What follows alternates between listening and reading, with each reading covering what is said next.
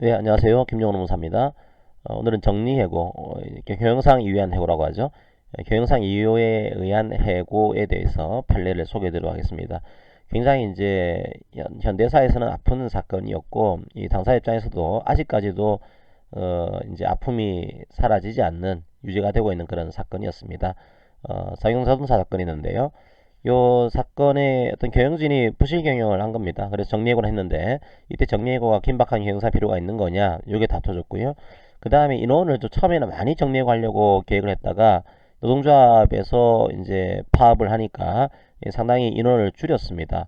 그럼 정리해고는 인원이 너무 과한 거 아니냐, 이 정리해고 인원에 대한 판단을 좀 해주세요, 이렇게 했을 경우에 과연 정리해고 인원에 대한 것까지 법원이 판단을 해주는 거냐, 자, 이에 대한 것들이 다퉈진 그런 사건으로 이해를 하시면 되겠습니다.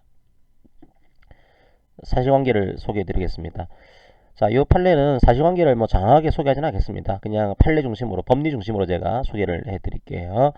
너무 내용도 다양하고 굉장히 이 사실관계에 대해서도 평가가 다양하기 때문에 제가 이 사실관계에 대한 다양한 평가들은 생략을 하도록 할게요. 판례 법리만 그냥 소개해 드리도록 하겠습니다. 굵직굵직한 몇 가지 것들만 정리해드리면은 워커아웃 대상 기업으로 선정이 됐습니다. 그리고 상하이 자동차가 경영권을 인수를 했죠. 판매 대수도 점차 감소하는 추세가 돼 있습니다. 그리고 2008년도에 금융위기 때문에 판매가 상당히 떨어지게 됐습니다. 그래서 이제 그 컨설팅 회사에 컨설팅을 의뢰를 했어요. 그랬더니 경영 정상을 하기 위해서는 인력을 구조조정을 해야 되는 거다, 자산을 매각해야 된다, 뭐 비용 절감을 해야 된다, 뭐 이런 것들을 제시했어요. 그리고 약 인원도 2600명 정도의 구조조정이 필요하다, 이런 컨설팅을 받은 거죠. 그래서 회사가 이제 2600명 정도를 감원하는 인력 구조조정 방안을 확정을 했습니다. 그래서 희망퇴직자가 한 1600명이 나왔고요. 굉장히 많죠, 그죠? 실제로 굉장히 마음 아픈 그런 그 사건입니다. 그 다음에 980명을 정리해고를 단행을 했어요. 결정을 한 겁니다. 노조 입장에서는 이제 이렇게 하는 게 그냥 있을 수가 없잖아요, 그죠? 그래서 이게 5월 달에 노조가 파업을 했습니다. 그리고 나서 2009년도 8월 달에 노사가 타협을 했습니다. 그때 원래 정리해고를 980명을 하는 것으로 했었는데 약 450명, 460명이 무급휴직으로 이제 되는 것으로 하고 그 외 상당수도 희망퇴직이나 전직으로 했습니다. 실제로 정리해고된 근로자는 약 165명 정도로 지금 됐어요. 자, 여기에 대한 여러 가지 뭐 내용이 있습니다. 생략하고. 그럼 정리해고를 단행을 했습니다. 이 정리해고는 정당한 정리해고일까요? 그렇지 않은 정리해고일까요? 사실은 우리가 법적으로는 정리해고라는 표현보다는 교영상 이유한 해고, 이런 표현이 더 법적으로 맞는 표현이에요. 그냥 제 강의를 위해서 정리해고라는 말로 줄여서 그냥 강의를 하겠습니다. 자, 이 교영상 이유한 해고가 정당해지기 위해서는 첫 번째로 긴박한 교영상이 필요가 있어야 됩니다. 그럼 긴박한 경영상이 필요가 있다, 이게 어느 정도가 돼야지만 인정되는 거냐? 과거의 법원 입장은 도산 회피설의 입장이었죠. 그러니까 이게 지금 정리해고하지 않게 되면은 회사가 도산한다, 이 정도가 돼야지만 긴박성을 인정을 했어요. 근데 지금 판례는 반드시 기업의 도산을 회피하기 위한 경우에 한정되지 않습니다. 지금 어떻게 보는가 하면, 아니 조금 정리해고를 빨리 해야지만 회사가 좀 회생할 가능성이 높지 않냐, 이런 시각을 가지고 있는 거예요.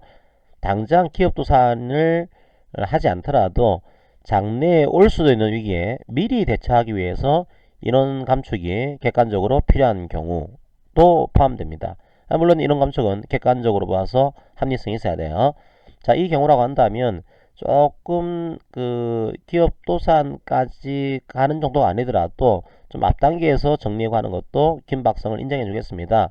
자, 요게 우리 판례 시각입니다. 그러면 이 케이스에서는 긴박한 경영상의 필요, 긴박성을 인정을 할 수가 있을까요? 판단하기에 따라서 굉장히 다양한 판단이 나올 수가 있을 겁니다. 근데 이 케이스에서는 어떻게 했냐면, 이 경영위기가 이게 쭉 계속되는 것이 필요한데, 이게 한동안에 당분간, 그러니까 그 일시적인 그런 위기가 아닌 거다. 보니까 법원 입장 그 당시에 신규 설비라든지 기술력 개발에 투자하지 못한 저는 계속되고 있는 경영위기다, 그리고 구조적인 경영위기로 판단한 거예요. 자, 이 경우에는 당장 뭐 조금 지나면 회복되는 게 아니기 때문에 이거는 장래에 올 수 있는 위기에 대처하기 위해서 합리성 있는 인원 감축을 하고 있는 겁니다. 자, 이런 판단을 지금 하게 됩니다. 그러니까 긴박한 경영상 필요라고 하는 것은 일정 부분 이제 일시적인 것이 아니고 계속되는 것임을 좀 의미하는 것으로 이 판례는 보고 있는 거죠.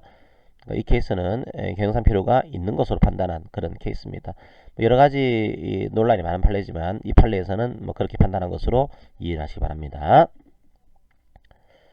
그 다음에 또 한 가지는 이제 인력에 대한 구조조정 인원을 처음에는 뭐 2,000명 했다가 점차적으로 줄여가지고 이제 980명으로 했다가 그것도 노조가 파업을 하니까 약 160명으로 인원을 이제 줄였어요. 정리해고 인원을. 야, 이거 너무 회사가 인력 판단을 남용하고 있는 거 아니냐. 자, 여기에 대해서 우리 판례는 법원은 개입하기가 좀 부담스러운 것 같아요. 그래서 기업 운영에 필요한 인력 규모가 어느 정도인지는 그러니까 여기서는 이제 우리는 사업 판단 기관인 것인지 이게 경영 판단의 기관이 아닌 거다. 얼마가 필요한지를 정확하게 법원이 판단할 수는 없는 겁니다. 이게 상당한 합리성이 있다라고 한다면 경영자의 판단에 맡겨야 되는 그런 문제입니다. 라고 해서 경영자의 판단을 존중하겠습니다. 이게 법원의 입장인 거죠. 법원이 어떤 경영상의 아주 디테일한 부분까지 개입하는 것은 조금 우리가 부담스럽다. 사업적으로 자제를 하고 있는 뭐 그런 모습을 볼 수가 있습니다. 그래서 이런 판단의 문제는 이제 법원이 경영자의 판단을 최대한 존중하겠다, 합리성이 있다고 한다면 자 그런 판례로 등장을 하게 돼요. 자, 그 다음에 과연 이 상용사동차가 해고를 피하기 위한 노력을 다 했는 거냐? 자, 이거는 일반 법리입니다. 이거는 지금까지 나왔던 일반 법리를 다시 한번 확인을 하고 있는 거예요. 해고를 위해 피하기 위한 노력은 고정돼 있지 않습니다. 확정돼 있지 않습니다. 그 방법과 정도는 확정적이거나 고정적이지 않아요. 그냥 사용자가 해고 범위를 최소화하기 위해서 가능한 모든 조치를 취하는 것, 이게 해고 회피 노력이거든요. 뭐 그게 뭐 작업 방식을 합리화하는 경우가 될 수도 있고 신규 채용을 금지하는 경우가 될 수도 있고 혹은 일시휴직 및 희망퇴직을 활용하는 경우도 될 수도 있고 정근이 될 수도 있고 이게 확정되어 있지 않기 때문에 그거는 그 사용자의 경영위기의 정도, 그 다음에 경영상의 이유, 사업 내용과 규모, 직급별의 인원상 여기에 따라서 달라지는 거다. 딱 뭐 한두 가지 이걸 해야 되는 겁니다. 그런 건 없다는 거예요. 그래서 이제 사용자동차 이 케이스에서는 나름대로 해고 피해 노력을 다한 것으로 이제 법원이 판단한 겁니다. 뭐 이제 신규 채용 중단하고 뭐 정건하고 희망퇴직 실시하고 뭐 무급휴직을 실시한 거니까 이거는 뭐 그 상황에서는 이제 해고 피해 노력을 한 것으로 이해한 그런 내용입니다. 역시 마찬가지로 상당히 논쟁이 많은 그런 그 판단이었습니다. 판례의 그 당시 판단을 그렇게 이해하시고 넘어가시기 바랍니다. 그래서 오늘은 쌍용자동차에 대한 우리 경영상 위한 해고에 대한 판례 법리를 살펴봤습니다. 이제 이런 현대사의 아픔들이 우리 사회에서 반복이 되면 안 되겠죠. 이제 회사도 이제 이런 것들을 쉽게 하지 않도록 최선의 노력을 다해야 되고 또 노사관계도 합리적으로 이런 문제를 어떻게 해결할지에 대해서 고민을 해야 되는 뭐 그런 판례 내용으로 이해하시면 되겠습니다. 오늘은 아주 상세한 평가는 생략하고 그냥 우리 판례가 어떻게 이 문제를 판단했는지에 대해서 객관적으로 한번 판례 요지만을 살펴봤습니다. 자, 오늘 강의는 이것으로 마무리하겠습니다. 감사합니다.